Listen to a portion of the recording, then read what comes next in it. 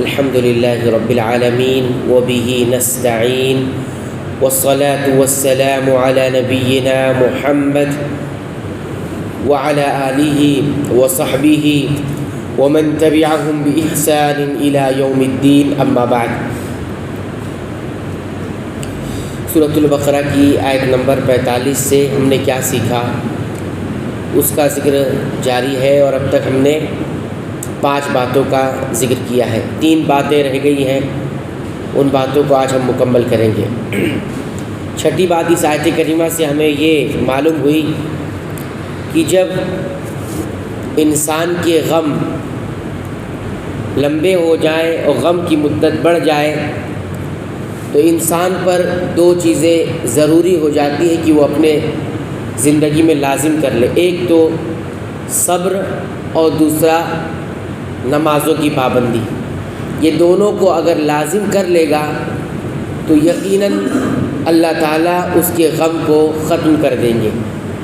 جس کی بھی زندگی میں غم ہے کسی بات کا اور اس کی مدت لمبی ہو چکی ہے، غم ختم نہیں ہوتا، تو 2 چیزوں کو لازم پکڑ لے گا، ایک تو صبر اور دوسرا صلاۃ یعنی نمازوں کی پابندی، فرض نمازوں کی بھی پابندی اور اس کے ساتھ ساتھ نوافل کا بھی اہتمام اگر شروع کر دے تو انشاءاللہ اس کے غم کو اللہ رب العالمین خوشی میں بدل دیں گے، کیونکہ اللہ تعالیٰ نے یہ فرمایا کہ تم صبر اور صلاۃ یعنی نمازوں کے ذریعے مدد طلب کرو۔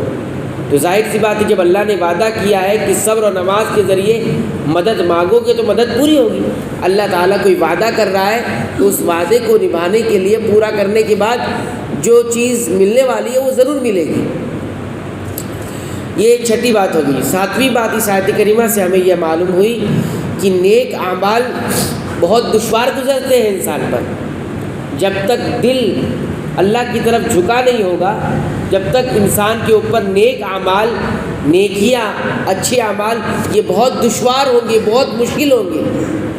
لیکن اگر انسان کا دل اللہ کی طرف جھک گیا، اس کے اندر اللہ کی عظمت، اللہ کی محبت بیٹھ گئی، تو پھر کیا ہوگا؟ نیک اعمال اس پر بہت آسان ہو جائیں گے۔ اللہ تعالیٰ نے کیا فرمایا؟ وَإِنَّهَا لَكَبِيرَةٌ إِلَّا عَلَى الْخَاشِعِينَ۔ یہ نماز نیک اعمال میں سب سے عظیم ترین چیز کون سا عمل ہے؟ نماز ہے، توحید کے بعد۔ تو کہتے ہیں کہ یہ نماز بہت بڑی چیز ہے، بہت دشوار ہے، مگر ان پر جو خاشعین ہے، خاشعین کس کو کہتے ہیں؟ جس نے اپنے دل کو جھکا لیا اللہ کے لیے، دل کو اللہ کے لیے جھکا لیا، نفس کو مار دیا اور نفس امارہ کو اس نے ہرا دیا، اس سے لڑ لیا، مجاہدہ کر لیا، تو اس کا دل جھک گیا اللہ کی طرف۔ اب جس کا دل اللہ کی طرف جھک جائے گا اس کے لیے نیک اعمال بہت آسان ہو جائیں گے۔ آپ دیکھیے، ہم اور آپ اپنے درمیان بھی غور کریں گے تو کبھی کبھی اپنے اندر بھی غور کریں گے تو کبھی کبھی نیک اعمال بہت دشوار لگنے لگتے ہیں اور کبھی کبھی اس میں بہت آسانی سے ہو جاتے ہیں۔ کیوں؟ یہ دل کی کیفیت ہوتی ہے۔ دل جیسے جیسے اللہ کی طرف مائل ہوتا ہے، نیک عمل کرنے میں کوئی دشواری نہیں، کوئی مشکل نہیں، کوئی بڑا نہیں لگتا۔ لیکن جیسے جیسے دل دور ہوتا ہے اللہ تعالیٰ سے، اس کی کیفیت بدلتی ہے، یا وہ دنیا کی طرف مائل ہو جاتا ہے تو نیک عمل کرنا دشوار ہو جاتا ہے، بلکہ دشوار چھوڑیے، بلکہ نیک عمل کرنے کی توفیق ہی ختم ہو جاتی، نہیں کر سکتا، حالانکہ ہر اعتبار سے مضبوط ہے نا۔ کتنے کمزور ترین لوگ ہیں، ہر اعتبار سے، مالی اعتبار سے، جسمانی اعتبار سے، دل و دماغ کے اعتبار سے کمزور ہے، لیکن نیکیاں خوب کر لیتے ہیں۔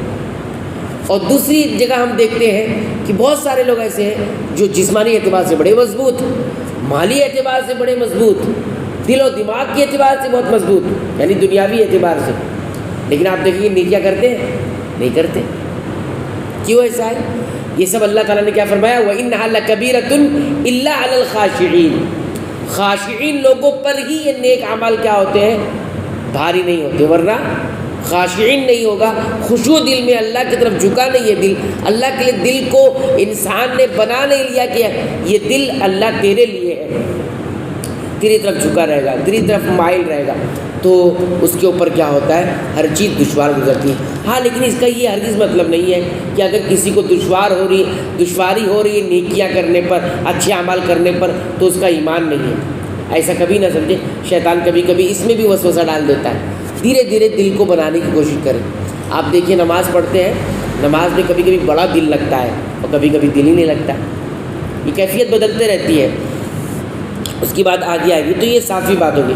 8ویں اور آخری بات اس حدیث سے ہمیں یہ معلوم ہوتی ہے کہ انسان اپنے بندگی کا جو ثبوت دے گا، اس ثبوت کے اندر ایک چیز کیا ہے، وہ یہ ہے خشوع۔ اگر انسان کا دل اللہ کی طرف جھک گیا ہے تو گویا وہ اپنے بندے ہونے کا ثبوت پیش کر رہا ہے، وہ اپنی بندگی کا احساس کر لیا ہے۔ خشوع یعنی جھکا لیا اپنے دل کو، اور پھر اس کے بعد عبادت اس کے اوپر آسان سے آسان ہوتی چلی جائے گی۔ اب جیسے جیسے اللہ کی طرف دل جھکتا جائے گا، ویسے ویسے آسان عبادتیں اس پر آسان ہوتی جائے گی۔ یہ وہی بات ہے لیکن تھوڑی سی الگ ہے، یہ صفت ہے۔ جیسے جیسے دل اللہ کی طرف جھکتا جائے گا، ویسے ویسے آسان ہوتے جائے گی نیکیاں، اعمال، یعنی جتنی قوت اس کے اندر ہوگی اتنی قوت اعمال کے اندر ہوگی۔ تو اللہ کی طرف پلٹے گا انسان، اللہ کی طرف رجوع کرے گا، ہر معاملے میں، زندگی کے ہر قدم، ہر موڑ پر، ہر بات پر، ہر عمل پر اللہ کی مرضی تلاش کرنے کی کوشش کرے گا، ہے نا۔ اللہ تعالیٰ اس کے لیے راستہ پیدا کرتے ہیں جو اللہ کی رضا چاہتا ہے، اللہ کی رضا ڈھونڈتا ہے کہ اللہ کہاں راضی ہوتے ہیں، اللہ خوش کس بات سے ہوتے ہیں۔ یہ جب تلاش کرنے کا جذبہ اندر پیدا ہو جائے گا تو اللہ تعالیٰ اس کے لیے راستے کھولتے جائیں گے۔ آج ہم اپنے نفس کو خوش کرنے کی تلاش میں رہتے ہیں، میرا نفس کہاں خوش ہو رہا ہے، میرا دل کہاں خوش ہو رہا ہے، یا لوگ کہاں خوش ہو رہے ہیں، معاشرہ کس بات سے راضی ہو رہا ہے، معاشرہ کس بات سے خوش ہوتا ہے، معاشرہ کس چیز کو سراہتا ہے، کس چیز کو اچھا سمجھتا ہے۔ اس کی تلاش میں جب ہم لوگ چلتے ہیں تو ہمارے لیے راستے کھلتے نہیں ہیں، اور انسان کہتا ہے راستے کیوں نہیں کھل رہے ہیں، ہمارے لیے راستہ کیوں نہیں کھل رہا ہے، دین ہم پر آسان کیوں نہیں ہو رہا ہے، دینداری کیوں نہیں آ رہی۔ اس لیے نہیں آ رہی کہ ہم نے اللہ کی رضا تلاش کرنی چھوڑ دی ہے نا۔ تو اللہ کی رضا تلاش کرنے کی کوشش کریں، ہر بات میں، ہر نیت میں بھی۔ نیت کے اندر بھی رضا تلاش ہوتی ہے نا، بلکہ اصل رضا تو نیت میں، کہ ہم اپنی نیت کرتے ہوئے کس کو راضی کرنا چاہتے ہیں، اللہ کو یا اپنے آپ کو، سماج کو، معاشرے کو، لوگوں کو، کس کو راضی کرنا چاہتے ہیں۔ تو لوگوں کی رضا تلاش کریں گے کہ لوگ خوش رہیں، تب تو اللہ کی رضا کو اپنے چھوڑ دیا تو راستے کھلتے نہیں ہیں۔ بہرحال دل کے صحیح ہونے سے ہی انسان کی ساری چیزیں صحیح ہو جاتی ہیں۔ تو یہ کل ملا کے ہمارے سامنے 8 باتوں کا ذکر کیا گیا آیت نمبر 45 کی روشنی میں۔ انشاءاللہ اگلی آیت کا ذکر اگلے درس میں کریں گے۔